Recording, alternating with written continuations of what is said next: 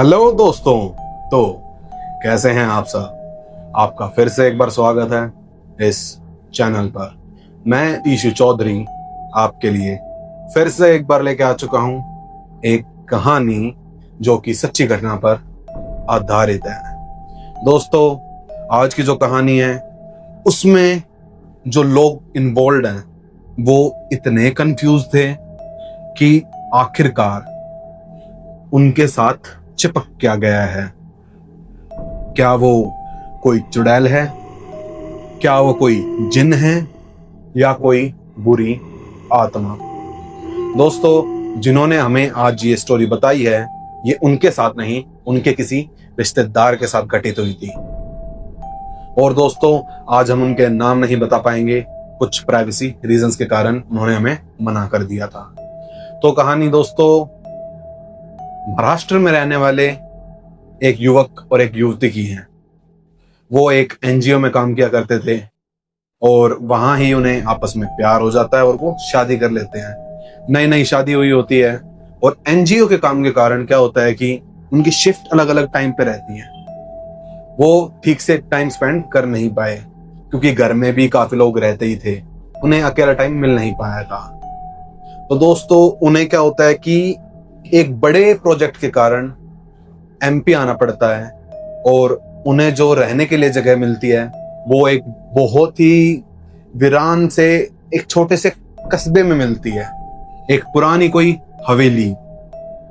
वो उसे देखकर बड़े ही चिढ़ जाते हैं कि आखिर इतना पैसा होने का फायदा क्या है जब हमें रहना ऐसे पड़ेगा इतने लंबे समय तक। तो दोस्तों, ये चिढ़े ही होते हैं तब इन्हें पता लगता है कि यहाँ और भी काफी आफत है। जैसे कि छोटी जगह पर होने के कारण वहां बिजली की बड़ी ही समस्या थी। वहां 12 घंटे करीब बिजली आती ही नहीं थी और 12 घंटे आती थी, वो भी फिक्स टाइमिंग के साथ। और ऐसा ही काम वहां पानी के साथ भी था। वहां पानी फिक्स टाइम पर ही आता था, तो आपको वहां पर होना जरूरी है, वरना उस दिन के लिए आपके पास पानी रहेगा ही नहीं। तो दोस्तों, जैसे ही वो वहां पर जाते हैं और देखते हैं कि वो जगह बहुत ही ज्यादा बड़ी थी, 2 लोगों के लिए तो बहुत ही ज्यादा बड़ी थी। वो पुराने पत्थरों से बनी हुई एक हवेली थी। तो वो वहां जाते हैं, घुसते हैं अपने उस घर में जहां वो रहने के लिए आए थे, अब अपने एक एनजीओ के बड़े प्रोजेक्ट के लिए। और वहां उन्हें थोड़ा अजीब सा महसूस होता है घुसते के साथ ही। तो दोस्तों, वो देखते हैं कि इतना टाइम बीत गया है, महीना 1.5 महीना हो गया है शादी हुए, और उन्हें ठीक से एक साथ टाइम स्पेंड करने का मौका नहीं मिला था। तो दोस्तों, काफी रात हो जाती है, तो एकदम से गेट खटखटाने की आवाज आती है करीब 1 बजे। दोस्तों, वो काफी घबरा जाते हैं कि इस समय रात को 1 बजे इस वीरान जगह पर गांव में कौन होगा। जो वो मेल थे वो बड़ी ही हिम्मत करके गेट तक जाते हैं और देखते हैं कि आखिर है कौन। वहां दोस्तों लॉक करने के लिए कुंडी नहीं होती थी, कुंडा होता था, वो बेल से लटका होता था।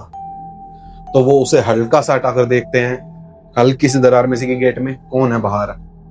वहां कोई नहीं था। वो देखकर वो बड़ा ही हैरान हो जाते हैं। और तभी एक चीज बड़ी ही स्पीड में उनके आगे से गुजरती है। वो देखकर वो बड़ा ही घबरा जाते हैं और पीछे की साइड आके गिर जाते हैं। तो गिरने की वजह से उनके सिर में एक चोट लग गई थी, वहां एक छोटा पत्थर पड़ा हुआ था।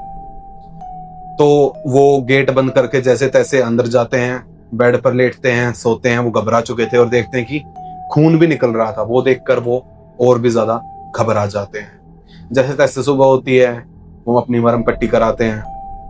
वो काफी घबराए हुए तो होते ही हैं, पर क्या होता है कि दोस्तों वहां रहने के बाद करीबियां तो नहीं आई, पर उनकी लड़ाई काफी होने लगी थी। और ये क्यों होने लगी थी? क्योंकि दोस्तों, जैसे कि मैंने बताया, वो काम करने के लिए गए थे।